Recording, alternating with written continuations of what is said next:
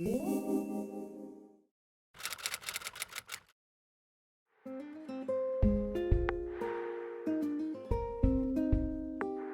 heureux de pouvoir vous présenter le musée virtuel Albert de Lapparent et plus particulièrement un petit peu la manière dont on s'est préoccupé de nos collections, dans leur valorisation et les moyens qu'on a mis en œuvre justement pour valoriser ces collections. Je vais donc faire cette présentation en 4 temps. Je vais déjà revenir dans un premier temps sur l'histoire des collections, très brièvement, parce que ça prendrait beaucoup de temps si on devait raconter toute l'histoire de ces collections, mais c'est important de le faire pour se rendre bien compte de la valeur de ces collections et de leur histoire, à travers leur histoire.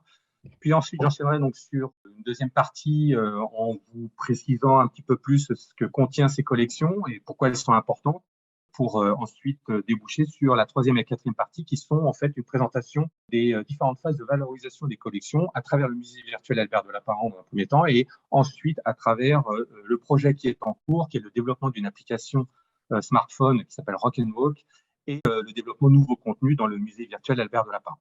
Alors, si on doit revenir sur l'histoire des collections pour bien se rendre compte de ce qu'elles sont, en fait, elles sont nées déjà il y a un certain temps, dans le dernier quart du 19e siècle, lorsqu'on a confié la direction de la chaire de géologie et de minéralogie à Albert-Auguste de Lapparent, qui, à travers ses travaux, a constitué les toutes premières collections au sein de l'Institut catholique de Paris à travers cette chaire pour notamment réaliser les premiers enseignements qui devaient former parmi les premiers géologues en France à la fin du 19e siècle. Donc Albert-Auguste de Lapparent, ingénieur de l'école des mines, polytechnicien, académicien, illustre géologue et pas seulement, a donc travaillé sur ces collections, à la réalisation et à la construction de ces collections que nous avons également toujours chez nous et que nous conservons en l'état. Elles constituent en fait les toutes premières collections qui ont permis les premiers enseignements de géologie au sein de l'Institut catholique de Paris. Et puis Albert-Auguste, on connaît pour d'autres travaux, hein, évidemment, et notamment le traité de géologie, les cours de minéralogie qu'il a pu établir également, et puis les leçons de géographie physique. Il a travaillé également sur la géologie du bassin de Paris, sur la géologie de la Manche, lorsque on évoquait déjà le tunnel sous la Manche.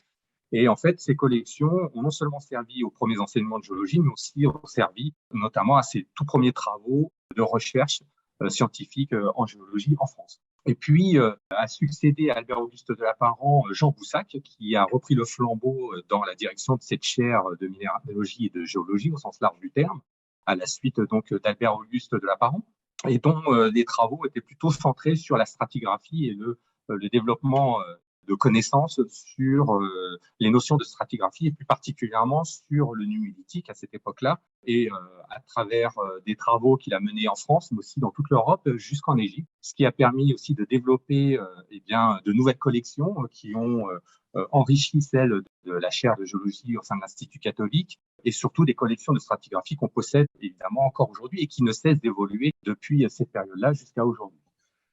Au fil du temps, les directeurs de cette chaire se sont succédés. Je parlerai très rapidement de Pierre Teilhard de Chardin, mais aussi du chanoine Godefroy, hein, qui ont repris également le flambeau à la suite de Albert-Auguste de Lapparent et Jean Boussac, et qui aussi, à travers leur mission d'exploration, tout au long de la fin du 19e et surtout au début du 20e siècle, pendant les deux Premières Guerres mondiales, ont continué à contribuer, ont contribué à faire développer justement la géologie au sein de cette chaire et de ce laboratoire de géologie, tout en préservant et en développant ces collections sur de nouvelles thématiques et notamment minéralogie et ont été constituées parmi les premières collections de minéralogie en France au sein de l'Institut catholique de Paris, en collaboration à l'époque avec l'École des mines, mais aussi avec la Sorbonne.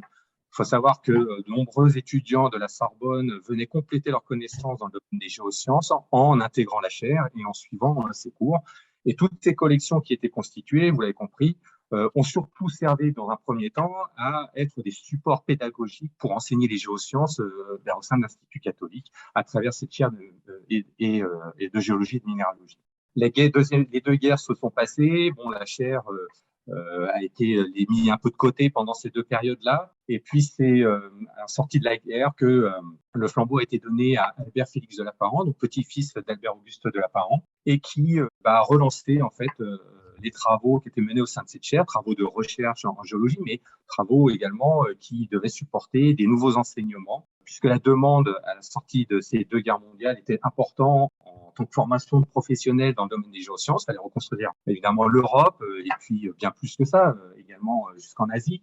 Et de grandes missions d'exploration devaient se faire pour notamment aller à la recherche de nouveaux gisements, de ressources minérales, de ressources énergétiques. Donc, on avait besoin de professionnels à cette époque-là et la demande était de plus en plus importante, ce qui fait que progressivement, la chaire et le laboratoire de géologie Institut catholique de Paris est devenu une école qui a été créée, entre autres par Albert Félix Zappan et puis par l'abbé Pierre Bordet, qui était son bras droit à l'époque également.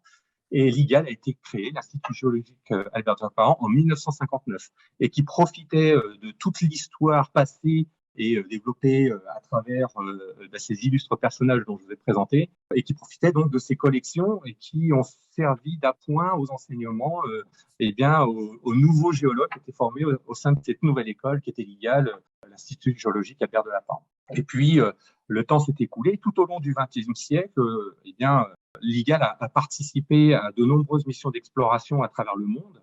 Alors, je ne les citerai pas tous, évidemment, mais que ce soit en Europe, en Asie, Himalaya, en Afrique, aussi en Amérique du Sud et un peu en Amérique du Nord. Et à chacune de ces missions d'exploration, évidemment, on avait tout un lot d'échantillons qui sont venus enrichir ces collections et pas que des échantillons de roches, de fossiles et de minéraux, mais aussi un tas de fonds pédagogiques, des cartes, des ouvrages, mais aussi des publications scientifiques qui sont venues enrichir en fait le fonds documentaire de l'Institut géologique Albert de Lapin. À la mort de Pierre Bordet, c'est Christian Montenat qui a repris la direction de l'IGAL. Et si j'en parle, ça n'a pas été le dernier directeur de l'IGAL, mais si j'en parle, c'est bien parce que Christian Montenat a largement contribué au développement des collections de géologie au sein de l'Institut géologique Albert de Lapin, et notamment en travaillant à la remise en état, parce que lorsque l'IGAL s'est développée, elle ne pouvait plus donc accueillir les étudiants qui étaient de plus en plus nombreux au sein de l'Institut à Paris et a dû déménager à Cergy-Pontoise. Donc un premier déménagement qui a fait que les collections ont été un peu affectées et seul Christian Montenat, qui connaissait très bien, qui avait été également collaborateur avec Albert Félix Zappan et Pierre Bordet dans ses missions d'exploration, pouvait aider à la remise en état de ces collections, au tri et puis au développement de ces collections. Et ça jusque dans les débuts des années 2000, jusqu'à ce que l'IGAL fusionne avec l'ISAB en 2006 pour constituer l'Institut Universal qu'on connaît aujourd'hui, qui a fait qu'il y a eu un deuxième déménagement de Cergy-Pontoise à Beauvais. Il a fallu recommencer aussi tout ce travail de rangement, de tri dans les collections qui avaient subi effectivement un déménagement qui était un peu chaotique entre Cergy et Beauvais. Depuis, s'est constituée une équipe, l'équipe du musée virtuel Albert de Lapin, l'équipe du musée Albert de Lapin, autour de Christian Montenat, qui nous a quittés il y a peu. Et cette équipe, aujourd'hui, n'a de cesse de vouloir poursuivre le travail de ces illustres géologues qui sont à l'origine de l'IGAL, mais aussi de toutes ces collections que nous possédons, en les préservant, mais aussi en les valorisant et en essayant de mettre en œuvre des moyens un peu plus modernes pour valoriser ces collections à différentes fins dont je vais vous présenter dans la suite de cette présentation. Alors, c'est un patrimoine important à plus d'un titre, les collections que nous possédons, pour diverses raisons. Vous l'avez compris, elles ont pratiquement 150 ans aujourd'hui et elles servent de différentes manières à la géologie et sont illustres à plus d'un titre. La première chose, c'est qu'elles ont un intérêt scientifique majeur. Nous possédons dans nos collections des échantillons de référence qui proviennent de sites mondialement connus. Pour la plupart de ces sites, certains sont aujourd'hui inaccessibles, voire ont complètement disparu. Et assez régulièrement, nous avons des scientifiques à travers la France, mais aussi venus de différents pays, qui viennent consulter nos fonds cartographiques, nos fonds pédagogiques et surtout nos collections pour suivre leurs travaux ou compléter leurs travaux scientifiques. Pour donner aussi un exemple, on possède donc des collections de roches et de cartes issues des missions d'exploration d'Afghanistan lors des années 60, auxquelles a contribué l'IGAL. Et nous avons reçu sur ces 10 dernières années 3 délégations afghanes qui s'intéressaient justement à notre fonds documentaire et à nos échantillons qui avaient été récoltés lors de ces missions d'exploration, dans l'espoir peut-être un jour de relancer des travaux d'exploration en Afghanistan. Malheureusement, on connaît la situation aujourd'hui en Afghanistan, mais En tout cas, elles sont rassurées de savoir que nous possédons à l'IAL, enfin, au sein de l'Institut Unilassal, ces collections et qui pourraient un jour à nouveau servir pour différents travaux scientifiques ou même dans le cadre de nouvelles explorations. C'est un exemple parmi tant d'autres. Autre intérêt de ces collections, un intérêt historique, hein, comme vous l'avez vu, depuis 150 ans quasiment, ces collections existent et évoluent dans le temps. Elles sont rattachées à l'histoire des sciences et il n'est pas rare voilà, de découvrir, après, sur l'étude de ces collections et de certains échantillons, eh bien, un lien étroit avec l'histoire des sciences, qui est très intéressant. Je pense par exemple aux collections d'Albert-Auguste de Lapparent, ces collections historiques, qui ont servi, comme je disais, aux premiers enseignements de la géologie au sein de l'Institut catholique de Paris. Mais il y en a bien d'autres. Il y en a bien d'autres et qui sont des illustrations parfaites de l'évolution des sciences, et notamment de la géologie tout au long du XXe siècle. Quand on sait ce qui s'est passé pour la géologie tout au long du XXe siècle, où on a abouti à une géologie moderne avec le développement de nouveaux outils qui ont permis une meilleure connaissance, une meilleure investigation de notre environnement géologique, c'est toujours très intéressant de voir à travers les collections cette évolution justement des sciences géologiques à travers les temps. Autre intérêt, un intérêt pédagogique évidemment, vous l'avez vu, ces collections, elles ont d'abord été constituées pour les enseignements de la géologie au sein de la chaire de géologie, au sein de l'Institut catholique, mais au sein de l'IGAL et encore aujourd'hui au sein d'Unilassal. Donc c'est un point important pour l'enseignement et les recherches qui sont menées par les étudiants, les enseignants-chercheurs, mais aussi par d'autres chercheurs qui viennent interroger, comme je disais, nos collections chaque année. Donc un intérêt pédagogique fort, puisque la formation en géologie ne peut pas passer outre la pratique sur le terrain, mais aussi en laboratoire. Et tous ces échantillons, toutes ces collections que nous possédons sont un outil performant, notamment dans l'enseignement des géosciences aujourd'hui. Un autre intérêt, et un intérêt qui est important à retenir aujourd'hui, c'est aussi ces collections, ce fonds documentaire, un outil de promotion des géosciences important. On sait aujourd'hui, on remarque aujourd'hui qu'il est bien difficile d'attirer vers l'univers des géosciences de nouveaux talents, des jeunes, tout simplement parce que la géologie pâtit d'une réputation parfois un peu négative par rapport à ce qui est dit dans les médias ou par méconnaissance justement des géosciences. Nous qui formons des géologues, mais aussi l'industrie qui a besoin de ces géologues et qui n'arrive pas à trouver les profils, en tout cas en quantité suffisante pour répondre à leurs besoins. Il y a un vrai travail à faire aujourd'hui sur ce que sont les géosciences, vers quel métier les géosciences amènent les jeunes d'aujourd'hui et les besoins pour répondre notamment aux grands défis qui s'ouvrent à nous. Je pense par exemple à la transition énergétique, au dérèglement climatique, etc. Et on sait aujourd'hui que la géologie apporte des réponses très intéressantes et très pertinentes dans ces problématiques que connaît notre monde. Seulement, effectivement, on constate, non pas uniquement à l'échelle de la France, mais à l'échelle mondiale, eh bien, une mauvaise connaissance des géosciences et donc peu de jeunes de moins en moins de jeunes qui vont vers ces domaines-là. Et je pense, et nous pensons à l'UNIASAL, que les collections, les fonds documentaires, mais aussi le patrimoine naturel qu'on peut rencontrer à travers les affleurements, à travers certains sites, peuvent être des outils performants de promotion des géosciences pour présenter l'intérêt des géosciences aujourd'hui dans notre quotidien.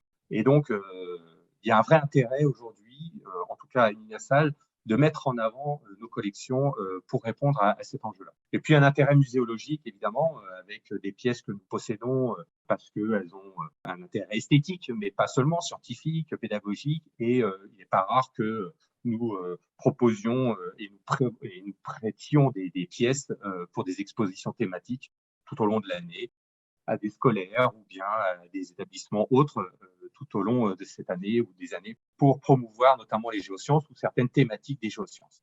Alors, de quoi sont constituées nos collections en géologie? Alors, on a fait un travail l'année dernière de recollement et d'inventaire de nos collections plus précis que ce qu'on avait jusqu'à présent. On estime à un peu plus de 50 000 échantillons d'intérêt patrimonial et muséologique de nos collections.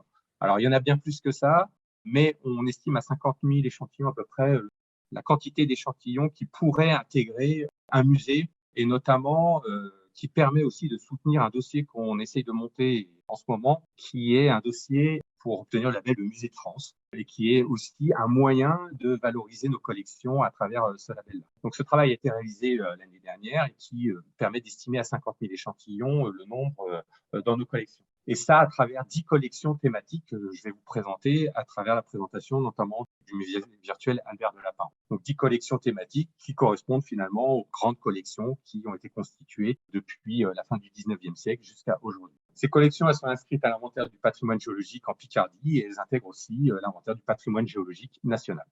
Alors, ces collections, lorsqu'on a commencé avec Christian Montenat en 2007-2008 à travailler sur la remise en état suite au déménagement de Cergy à Beauvais, on s'est dit qu'il était important de travailler à une solution, en tout cas de numérisation de nos collections. On avait la chance d'avoir Christian Montenat encore sous la main à cette époque-là, lui qui connaissait bien les collections et qui nous avait permis justement de remettre en état ces collections. Mais on s'est dit que si on avait eu à cette époque-là aussi une mémoire numérique de tout ce qu'on pouvait posséder, au moins une photographie de tous nos portoirs et de certains nombres d'échantillons, ça nous aurait bien facilité la tâche. C'est à ce moment-là qu'est née cette première idée de constituer une sorte de musée virtuel numérique de nos collections, ne serait-ce que pour en garder la mémoire numérique, au cas où on devait se proposer à nouveau une période de rangement si jamais il y avait nécessité de déménager encore nos collections et ça nous facilitait bien la tâche. Et puis, à cette époque-là, nos collections étaient rangées dans nos sous-sols, à la vue de peu de personnes, notamment uniquement que certains nombres de géologues du Collège Géosciences. On trouvait ça bien dommage, d'autant que si on veut pouvoir valoriser et garder en état ces collections, ça ne peut pas passer outre la diffusion à un grand nombre de ces collections, ne serait-ce que pour que des institutions ou des partenaires puissent nous aider à maintenir et à préserver ces collections pour les valoriser ensuite. Donc, il fallait qu'on porte à la connaissance d'un plus grand nombre ces collections. On aurait pu prendre le choix de créer un musée, un vrai musée. C'était une option que l'école n'a pas choisie pour des raisons budgétaires, mais aussi pour des raisons de choix stratégiques de développement de l'école. Mais c'est aussi pas forcément la meilleure solution qu'on ait pu trouver pour diffuser plus largement tout le patrimoine géologique qu'on avait au sein du Collège Géosciences Réunis-la-Salle. Et on s'est dit qu'on allait faire un peu les choses à l'envers. On allait numériser et créer un musée virtuel de nos collections pour le rendre le plus visible possible à l'extérieur de l'école, pour ensuite éventuellement revenir sur un projet de vrai musée en dur au sein de l'école. Et c'est comme ça qu'est née en 2008 cette idée de musée virtuel Albert de Lapin. Il a ouvert ses portes après de nombreuses réflexions en décembre 2018. Ce fut la première phase de développement du musée virtuel Albert de Lapin. L'objectif était évidemment, dans le premier temps, de valoriser les collections géosciences en partageant auprès de tous. Quand je dis auprès de tous, c'était auprès des étudiants, des enseignants-chercheurs de l'Institut Unilassal, mais aussi des autres instituts d'enseignement supérieur, mais aussi auprès des professeurs de SVT, des collégiens, des lycéens, en France, mais aussi à l'étranger, puisqu'on avait l'idée aussi de pouvoir permettre l'accès à ces collections à d'autres établissements à l'étranger, avec l'idée de traduire le site à un moment en anglais pour que tout le monde puisse accéder à ces collections. Donc, c'était le numérique, la solution numérique, c'était un moyen de diffusion rapide de ces collections. Mais on voulait aussi que ce soit un peu innovant dans la manière de présenter les choses et que ce soit vu comme un musée virtuel et pas uniquement comme une galerie de photos, comme on peut voir beaucoup ailleurs. Et on s'est donc rapproché d'un cabinet de développement Internet, de communication, et à qui on a proposé un cahier des charges et qui nous ont développé le site avec la présentation du site tel qu'on connaît aujourd'hui. L'objectif de ce musée virtuel, c'était aussi de conserver la mémoire et l'intégrité des collections. Comme je le disais, c'est pas en cachant ou en ne diffusant pas la connaissance et l'information à l'extérieur qu'on peut prétendre, ou en tout cas espérer préserver ces collections. Bien au contraire, on avait pour objectif donc de vouloir diffuser à un plus grand nombre ces collections, à la fois pour nous permettre d'accueillir, en tout cas de nous rapprocher de partenaires qui nous aideraient justement à valoriser ces collections et donc à les préserver, voire à les développer. Et donc le musée virtuel avait cet objectif-là aussi de conserver la mémoire et l'intégrité de ses collections. Le numérique, l'avantage qu'il a, c'est de permettre un accès illimité n'importe quand et de n'importe où. Donc ça, c'était un gros avantage, contrairement à un musée en dur, même si on y voit aussi un gros intérêt à pouvoir, à un moment donné, créer ce musée virtuel, ce musée en dur à l'Institut. Mais encore fallait-il déjà que l'on puisse amener à bien ce projet de développement de musée virtuel Albert Delapin. C'était aussi un moyen d'avoir une approche innovante, un peu inédite des géosciences, alors pour les 7 à 77 ans, pour tout le monde, à travers notamment le développement de contenus un peu différents de ce qu'on pouvait trouver par ailleurs. On a fait un benchmark sur ce qui se faisait sur d'autres sites Internet. Et avec l'entreprise qui développait le site, on a donc imaginé un nouveau moteur de recherche, une nouvelle façon d'aller interroger les collections et puis des échantillons pour le rendre plus ludique avec des contenus qui étaient un peu innovants, basés sur du développement informatique et numérique. Et enfin, toujours pareil, hein, ce musée virtuel avait pour objectif de servir de support pédagogique avec ces nouveaux contenus à destination notamment des professeurs des SVT, auprès desquels on s'est rapproché aussi, notamment à travers notre collaboration avec la PBG, et qui vise notamment à proposer des contenus qui soient en corrélation avec les programmes des lycées et des collèges. Et donc, c'est un travail qu'on a mené avec des professeurs de SVT pour essayer de coller au mieux au programme de géologie qui était donné au collège et au lycée, afin de susciter, comme je disais tout à l'heure, un peu plus d'intérêt pour les géosciences, tant les besoins sont importants encore aujourd'hui d'avoir des nouveaux talents dans cet univers, parce que la demande reste importante auprès des industriels. Voilà un petit peu les objectifs de la création de ce musée virtuel, et c'était donc ce qui a guidé le développement de la phase 1 du musée virtuel. Alors, on accède au musée virtuel à travers l'adresse qui est ici en rouge, www.musée-delaparent.com. Et ce musée avait fait l'objet, dans cette première phase, d'une levée de fonds, Ulule, donc du crowdfunding, qui avait permis de récolter, pour compléter le budget de développement, une levée de fonds de 41 000 euros. On a réussi à récolter 41 000 euros à travers cette campagne de levée de fonds, et qui nous a permis de faire une première ouverture de musée avec des fonctionnalités telles que la présentation des collections, des visites virtuelles, évidemment une présentation de l'histoire du musée et puis une présentation des métiers des géosciences. Alors très rapidement, juste pour illustrer mon propos et pour ceux qui ne connaîtraient pas bien encore le musée virtuel Albert Delapin. Alors je change de partage, j'espère que ça fonctionne bien. Donc, en cliquant sur ou en accédant au musée-delaparent.com, voilà, on arrive sur une page de présentation du musée virtuel, donc qui présente dans un premier temps voilà, des échantillons qui sont mis à l'honneur, sur lesquels on peut cliquer pour avoir des informations, bien évidemment. Mais ce qui fait un peu objet d'innovation au sein de ce site, c'est le moteur de recherche qui a été spécifiquement développé pour ce site Internet. Donc, on y accède évidemment en cliquant dessus, et qui permet d'accéder à tous les échantillons qui sont aujourd'hui intégrés dans la base de données. Alors, je vous rappelle, 50 000 échantillons. On a atteint seulement 4 000 échantillons là, à la fin de l'année. C'était un des objectifs qu'on s'était donné, et je vous l'expliquerai après, puisque ce sont les objectifs à travers le projet FEDER qui nous soutient dans le développement de la phase 2 du projet. Donc, c'est très long. On a la chance de pouvoir compter aussi sur des étudiants passionnés qui nous aident à intégrer les données dans le musée virtuel, dans le back-office. Mais ça demande beaucoup de temps, tant qu'on n'a pas forcément aujourd'hui 4 000 échantillons. On espère doubler d'ici la fin de l'année, sachant que le potentiel est de 50 000. Donc, vous avez possibilité dans ce moteur de recherche d'accéder par une recherche sémantique aux échantillons que vous voulez. Donc, vous tapez le nom d'un minéral, d'un fossile, etc. Pour autant qu'il est intégré dans la base, vous le trouverez.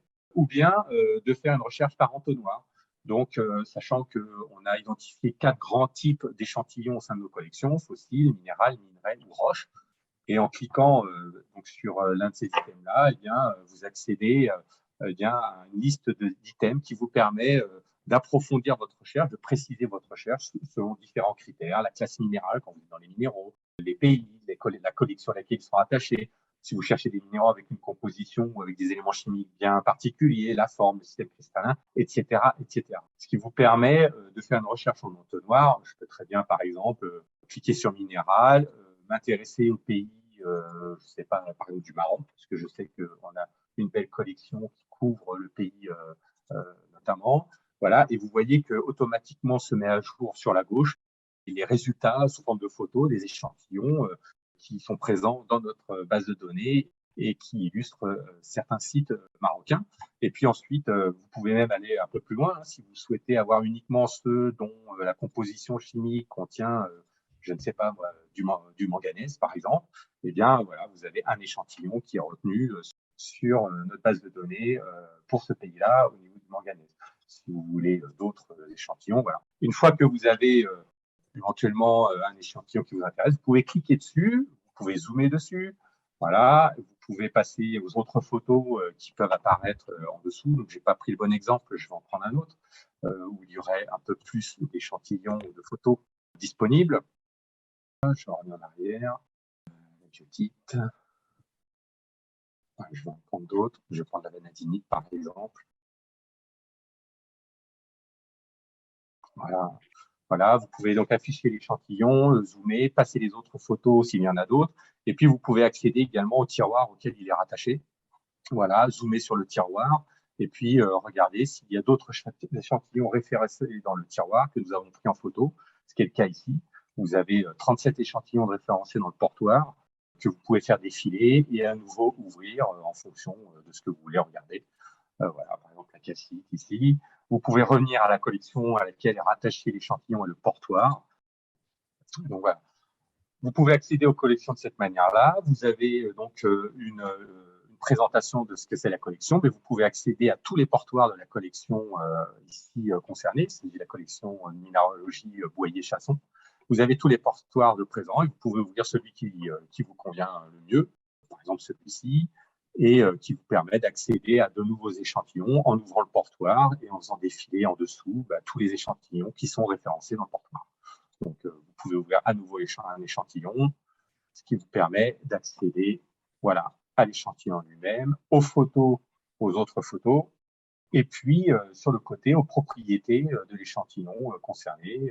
Là, il s'agit d'un minéral avec son nom scientifique, sa classe, sa formule chimique, toutes les informations et caractéristiques de l'échantillon. Et puis, pour la grande majorité des échantillons qu'on rentre, on a la localisation, le géoréférencement, ce qui nous permet aussi bien de les rechercher par localisation. Et si vous scrollez encore vers le bas, vous pouvez avoir une fiche d'information qui concerne notamment la classe minérale à laquelle est rattaché le minéral, et vous pouvez cliquer dessus pour avoir des informations supplémentaires sur la classe minérale à laquelle il est rattaché. Ça marche exactement de la même manière pour les fossiles, pour les minerais, pour les roches. Voilà, donc vous avez une recherche soit sémantique en tapant directement dans l'onglet qui est en haut, recherche explorée, ou bien vous pouvez faire une recherche par entonnoir. Vous pouvez aussi regarder par carte, faire une recherche cartographique. Donc ici, vous pouvez afficher tous les échantillons que nous avons à la base et puis vous intéresser à une zone, zoomer dessus et puis interroger effectivement les échantillons qui sont présents dans telle zone et puis ouvrir ceux qui vous intéressent, découvrir l'échantillon et puis à nouveau rentrer dans le tiroir, dans la collection à laquelle il est rattaché et puis d'avoir toutes les informations qui sont propres à cet échantillon-là ou également à la fiche descriptive à la classe à laquelle il est rattaché. Donc, une recherche sémantique, une recherche par entonnoir ou une recherche cartographique sont possibles pour accéder à nos collections et aux échantillons qui y sont rattachés. Dans le menu, vous avez possibilité d'accéder directement aux collections. Et donc, comme je le disais, il y a une dizaine de collections. Alors moi, étant administrateur du site, vous allez en voir un peu plus parce que certaines sont en construction. Mais vous avez la collection de préhistoire que nous possédons, collection d'anatomie comparée, collection historique Albert de Lapparent, la collection de minéralogie Albert de Lapparent, les collections de stratigraphie régionale qui comportent 713 tiroirs, qui est la plus importante de nos collections et qui permet d'illustrer d'un point de vue paléontologique toutes les époques géologiques depuis l'icartien jusqu'à l'actuel, et avec des échantillons qui proviennent de nombreux pays à travers le monde. Collection de dinosaures, plus précisément d'empreintes de dinosaures. Collection thématique régionale avec des échantillons qui sont caractéristiques de certaines zones du monde. Collection de pétrographie Gadel. Et puis, les collections de travaux pratiques, ce sont celles qu'utilisent les enseignants-chercheurs et les étudiants dans leurs travaux, dans leurs enseignements, et auxquelles peuvent accéder physiquement les étudiants à l'Institut Niassal. Et puis, la collection de minéralogie Boyer-Chasson. Toutes ces collections, ce sont celles qui ont été en grande partie constituées par les personnages que je vous ai présentés tout à l'heure et qui sont encore vivantes aujourd'hui, qu'on enrichit à travers nos propres travaux. Et de plus en plus, chaque année, nous recevons des dons de collections. Alors, c'est très difficile de tout accepter, faute de place. Mais par exemple, la collection de minéralogie Boyer-Chasson, c'est un don d'une collection qui nous a été faite il y a quelques années en arrière et qui est une collection de minéralogie qu'il y a un intérêt pédagogique, scientifique à les accueillir au sein de l'Institut, eh bien, pour pouvoir les préserver et garantir le fait qu'on va pouvoir les préserver. On les accueille évidemment avec plaisir en les intégrant aussi dans le musée virtuel Albert de Lapparent. Donc voilà une présentation assez succincte du musée virtuel. Vous aurez l'adresse et vous pourrez y accéder pour ceux qui ne connaissent pas encore. Vous pouvez accéder aussi à des visites virtuelles qui sont des visites thématiques et qui ont été élaborées justement avec les professeurs de SVT et qui visent notamment à illustrer les cours qu'ils ont sur différentes thématiques, climat et variation statique, la cristallographie qui vous avait été demandé, la géologie de la Picardie qui est en construction, accès à des modèles 3D qu'on réalise avec notre laboratoire de modélisation numérique, le Géolab, et vous avez tout un tas d'autres visites virtuelles qui vous permettent de découvrir nos échantillons et nos collections à travers des présentations thématiques qu'on appelle ici dans le site les visites virtuelles. Je vais revenir donc sur la présentation. Ça, c'était donc le résultat de la première phase de développement de notre musée virtuel. Et puis, nous avons lancé une deuxième phase de valorisation des collections et qui visait notamment à développer de nouveaux contenus pour le musée virtuel Albert de Lapparent, mais aussi une application smartphone qu'on a imaginée comme guide virtuel de terrain, qu'on a appelé Rock'n'Walk, et qui s'appuie notamment sur tout le fonds de collection que nous avons dans notre musée virtuel Albert de Lapparent. Alors, cette deuxième phase de valorisation a été soutenue et vivement soutenue par la région Hauts-de-France à travers notamment les fonds FEDER, les fonds européens de développement économique et régionaux, qui voyaient en ce projet l'opportunité de développer un site internet et de développer de l'innovation numérique autour de la géologie, des collections de géologie, pour permettre un meilleur accès à la connaissance scientifique. Et c'est comme ça que notre projet a été retenu auprès de l'Europe et de la région Hauts-de-France, qui nous soutient maintenant depuis 2019 dans le développement de cette deuxième phase. Alors l'objectif, c'était de développer cette interface de recherche cartographique qui n'existait pas dans cette première phase de développement. Et comme beaucoup de nos échantillons sont localisés, géoréférencés, on avait vraiment l'envie de pouvoir permettre aux utilisateurs d'aller chercher sur le site internet des échantillons par une recherche cartographique. Une autre chose qu'on voulait également, c'était dans le musée virtuel de pouvoir non pas chercher uniquement des échantillons à travers le moteur de recherche, mais directement d'accéder au portoir par une recherche sémantique et par collection, ce qui n'existait pas jusqu'à présent. Pour pouvoir accéder au portoir, soit il fallait rentrer dans le menu et accéder aux collections, ouvrir les collections et consulter les portoirs. Mais dans le moteur de recherche, on devait passer d'abord par les échantillons pour pouvoir ensuite consulter les portoirs. Aujourd'hui, cette fonctionnalité existe, elle n'est pas encore optimum, il y a encore des développements à faire pour permettre un meilleur accès à ces portoirs, c'est en cours, mais en tout cas ça fonctionne et on peut accéder maintenant aux portoirs par le moteur de recherche. L'autre objectif aussi de cette deuxième phase, c'était de créer de nouvelles visites virtuelles en lien avec les programmes des SVT. Comme je le disais, on a un partenariat étroit avec les professeurs des SVT à travers la PVG. Et donc, pour soutenir aussi les enseignements des lycées et des collèges, mais aussi pour permettre bien une meilleure diffusion de la connaissance en géologie au sein des établissements secondaires et puis bien leur permettre d'avoir une meilleure idée de ce que sont les géosciences pour éventuellement s'orienter vers ce domaine-là pour répondre aux besoins d'aujourd'hui, comme je disais en introduction. L'autre objectif, c'était de contribuer au développement de la base de données des supports pédagogiques par la réalisation de modèles 3D. On a la chance à l'Institut Ninasal de posséder un laboratoire d'innovation numérique qui permet de faire de la modélisation 3D d'objets, qui est soutenu notamment par la Fondation Dassault Systèmes. Et ces modèles 3D, aujourd'hui, on peut les intégrer progressivement dans les supports visuels qui sont présentés dans le musée virtuel Albert de Lapparent. Et une grande majorité de ces travaux sont réalisés dans le cadre de projets d'étudiants qui, au sein du Géolab, modélisent certaines pièces géologiques de nos collections. On a pu aussi, grâce à cette phase 2, réaliser une vidéo YouTube avec un partenaire professeur de SVT, agrégé de biologie, sur ce qu'est un stratotype, qui est en ligne maintenant sur YouTube. Il a sa propre chaîne YouTube et on a pu réaliser donc cette vidéo grâce au soutien des fonds FEDER pour présenter les stratotypes et notamment qui est illustré par un bon nombre d'échantillons que nous avons dans nos collections. Et puis enfin, le gros travail de cette deuxième phase de développement était le développement de cette application Rock and Walk qu'on voyait comme un guide virtuel de terrain que je vais vous présenter dans un second temps. Pour revenir sur le site internet du musée virtuel, les nouvelles fonctionnalités, comme je le disais, donc dans les visites virtuelles, vous avez effectivement de nouveaux sujets qui sont apparus, mais la nouveauté, elle est surtout dans la recherche des portoirs. Cet onglet-ci n'existait pas à l'époque, hein, on pouvait accéder que aux échantillons, et si vous cliquez sur les portoirs, aujourd'hui, vous avez accès à tous les portoirs. Alors, comme je le disais, c'est pas complètement performant, voilà.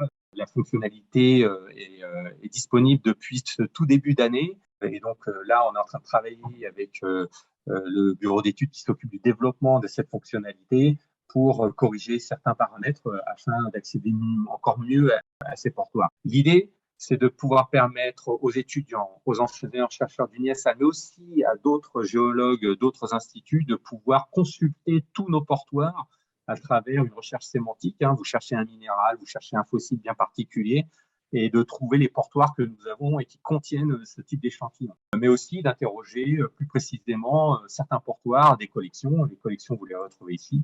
Et si vous voulez uniquement, par exemple, accéder au portoir, par exemple, de la collection de préhistoire que nous avons, eh bien, vous cliquez sur la collection et vous accédez à tous les portoirs de cette collection. Je parle de cette collection typiquement puisque c'est le cas en ce moment, hein, où nous avons des collègues d'autres instituts qui s'intéressent à notre collection de préhistoire et qui veulent retravailler sur certains spécimens que nous avons dans nos portoirs. Et ils peuvent les interroger à distance, les regarder, et si nécessité il y a de venir les consulter sur place, il n'y a aucun problème, puisque les personnes peuvent accéder après directement, physiquement, au portoir de nos collections. Donc voilà ces nouvelles fonctionnalités qui ont fait l'objet d'un développement au cours de la phase.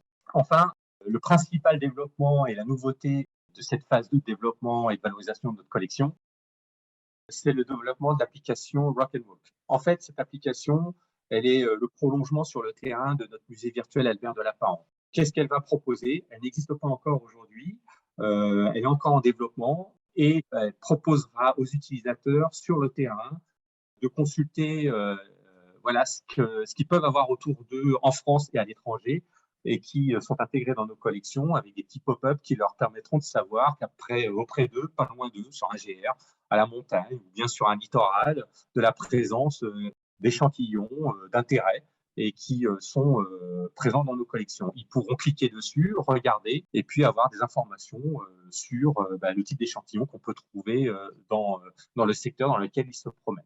Mais ça va au-delà de ça. Nous proposons aussi, à travers cette application, eh bien, des parcours pédagogiques, des parcours de découverte dans différentes zones de France, et on espère pouvoir le faire aussi dans d'autres pays que la France, mais on va commencer par la France, et qui permettront de découvrir eh bien, des paysages, des sites d'intérêt géologique, ou bien des zones dans lesquelles on peut trouver tel type d'échantillons, des fossiles, des minéraux, etc. Et de découvrir à travers ces parcours qui sont donnés, hein, c'est l'image du milieu, eh bien, des informations qui les éclaireront sur l'environnement géologique qu'ils ont autour d'eux, pour apprendre à mieux lire les paysages également, pour voir de ce que fait notre environnement géologique. Et puis d'avoir accès aussi à nos collections directement en lien avec notre musée virtuel Albert de Lapparent. Cette application, il faut la voir comme un guide virtuel de terrain qui permet de mieux découvrir nos paysages et nos environnements. Elle est en développement, comme je le disais. On est en train de clôturer un peu le budget pour finaliser ce développement. On vient de lancer une nouvelle campagne de crowdfunding Ulule, comme c'est indiqué sur la slide, qui est en cours et qui se termine à la fin du mois de janvier, qui doit permettre de récolter un certain nombre de dons et qui permettront non pas de finaliser l'application, elle est en cours, elle sortira, mais surtout de développer d'autres fonctionnalités qui nous paraissent indispensables pour qu'elle soit vraiment pertinente et intéressante auprès des utilisateurs. Donc, je vous invite à aller sur le site Ulule hein, pour justement découvrir cette levée de fonds, donc, à la fois pour y participer, mais aussi pour diffuser l'information autour de vous, pour des personnes qui seraient intéressées pour nous aider dans le développement de cette application qui vise à valoriser aussi ces collections. Voilà. Et intégreront aussi dans cette phase 2 eh bien, de nouveaux supports pédagogiques, de nouveaux contenus. Et notamment, comme je disais, nous avons commencé à numériser en 3D certaines pièces géologiques de nos collections. Et nous en de même aussi avec certains sites géologiques sur lesquels nous travaillons avec des étudiants sur des projets qui visent notamment à numériser en 3D eh bien, des objets géologiques ou bien des sites géologiques d'intérêt majeur qui permettront à travers l'application, mais aussi le musée virtuel, de mieux les appréhender de loin, chez soi, ailleurs, et notamment aussi de porter à connaissance certains sites qui sont aujourd'hui en péril, qui sont d'ailleurs voués à disparaître. Hein. Ici, vous avez l'exemple du stratotype historique du Bajocien sur les plages saint-honérines des Pertes. Chaque année, on voit l'évolution de ce site qui un jour, bien évidemment, disparaîtra. Et c'est aussi un moyen de préserver l'histoire de ces sites, la connaissance de ces sites, la connaissance géologique de ces sites à travers la numérisation. Et cette numérisation sera intégrée au sein de notre musée virtuel à Bertaran et également au sein de l'application smartphone. Je ne sais pas si vous voulez avoir plus d'informations sur le musée virtuel, sur l'application smartphone qui est en cours de développement et sur la levée de fonds, à me contacter ou bien aller directement sur les sites pour avoir plus d'informations et on répondra évidemment à toutes vos questions avec plaisir.